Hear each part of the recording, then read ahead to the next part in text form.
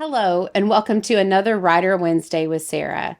I'm Sara R. Turnquist, multi-published clean historical romance author, and I'm going to continue something special that started a couple of months ago.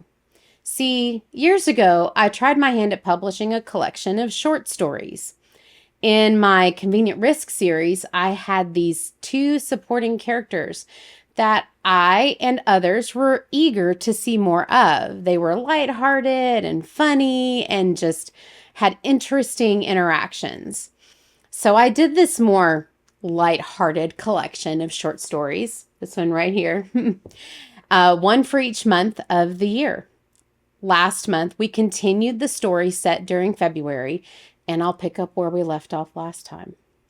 This story is again, February. The title of it is Trust is Golden. And I'll begin reading again where we left off. It had come, the Valentine dance. Dorothy didn't know what to expect. Owen had been especially distant the rest of the week, hardly home, and when he was, he had been tired and overall non-responsive. Once again, she found herself wondering what might be going on with the man. But it was no matter. Every couple married more than 2 years or so had their better times and their worse. That was the whole reason for that part of the vows, right? Must be. Dorothy situated her mama's cameo pin at the base of her neck and played with the buttons of her bodice once more. But there was nothing more to be done with her appearance. It was what it was. Take it or leave it. Shaking her head, she forced a smile as she looked in the hand mirror.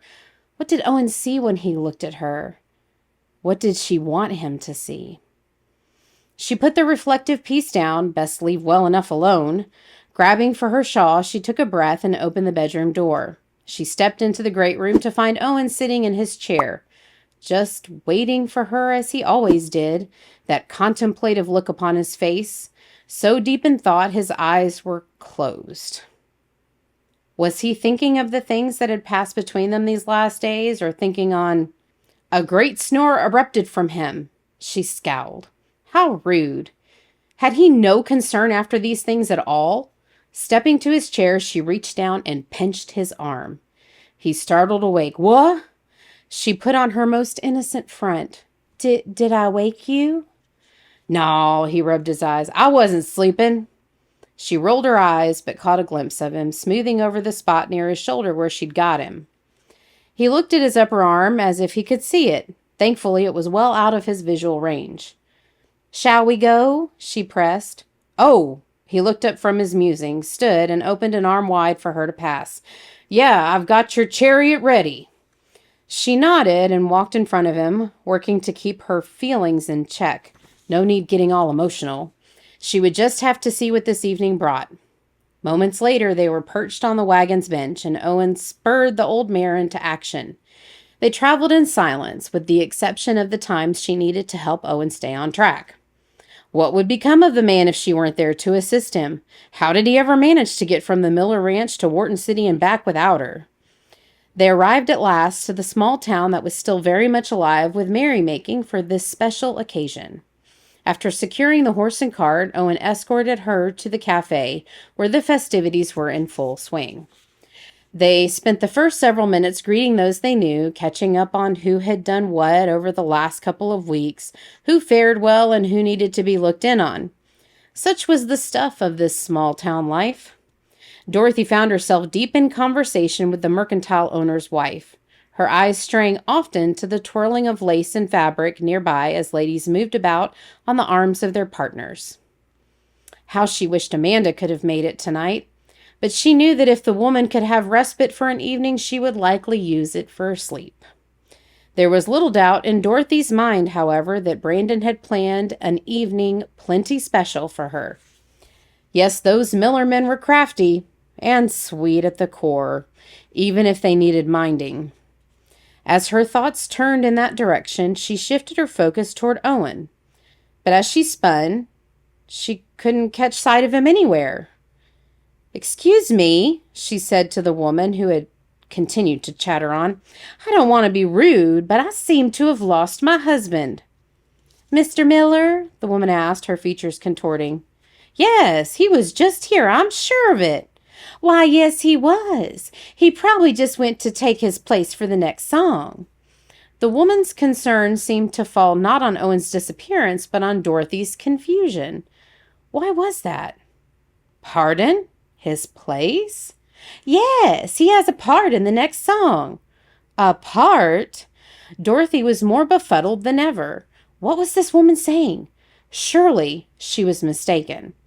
Owen had not a musical bone in his body. What could he possibly— "Ladies and gentlemen," the mayor announced. Everything stilled, and everyone turned their attention to where the man stood in front of the small band. "Thank you all for coming out to celebrate with your sweethearts."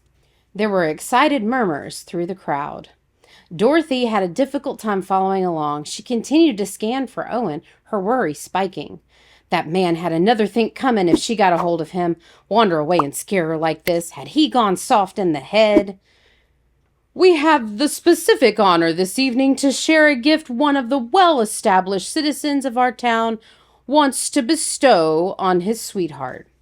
Dorothy vaguely heard the words, but couldn't process much of what was happening. A cold sweat trickled on her skin. Was Owen well? Was he somewhere hurt and unable to call for help? Was it his hip?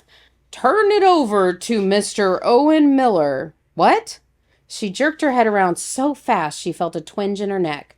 But there he was, Owen, stepping into the mayor's place. What was he about? His eyes were on her. "I wanted to give my Dorothy something this Valentine's Day that went beyond some knick-knack or trinket that, let's just say it, neither of us need. So I thought on it, and at my age the ideas don't come as often as you'd think." Laughter filtered around her, but she didn't laugh. She couldn't decide what she felt. So many emotions coursed through her, and so fast she wasn't sure she could lay claim to one. "So I decided to surprise my Dorothy, my bride. Her father was a banjo player, and she loved that about him. And her family, gathering around and singing and dancing to his banjo playing was what they did. I think it spoke love to her." Dorothy froze. And she remembered those evenings of listening to her father's stories and how his music filled their tiny home. She'd always felt safe, cared for, and a part of something during those times. Her chest tightened. "And I knew then I had to learn to speak love to her." He picked up a banjo. What was he doing? He didn't play. He never played. He lifted it into position as the band behind him raised their instruments.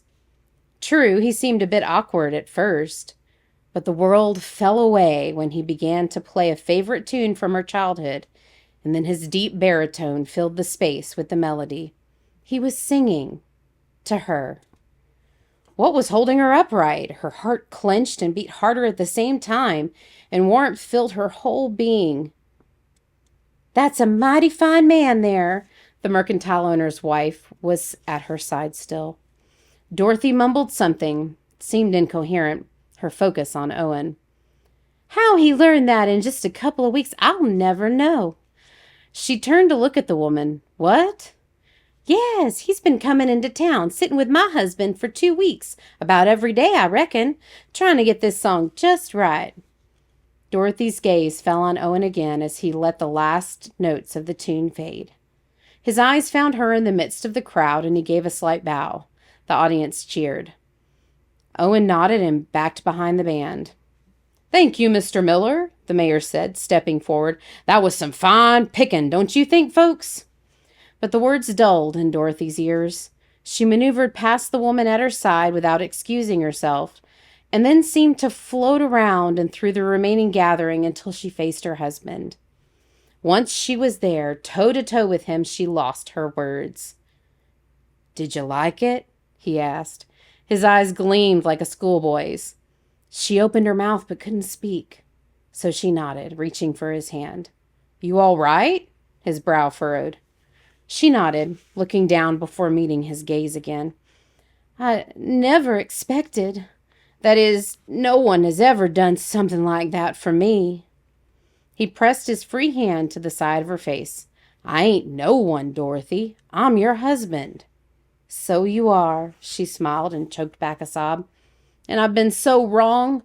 I thought, well, it doesn't matter what I thought. I was wrong. I should have trusted you. I do trust you.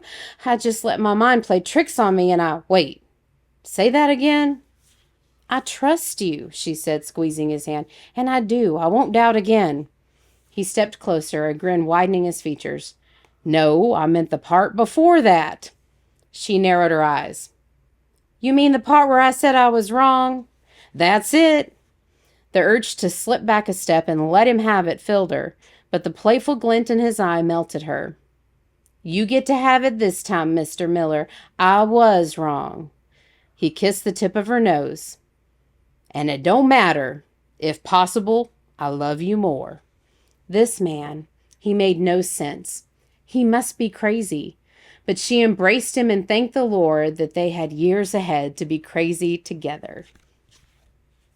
And that, my friends, is actually the end of that short story.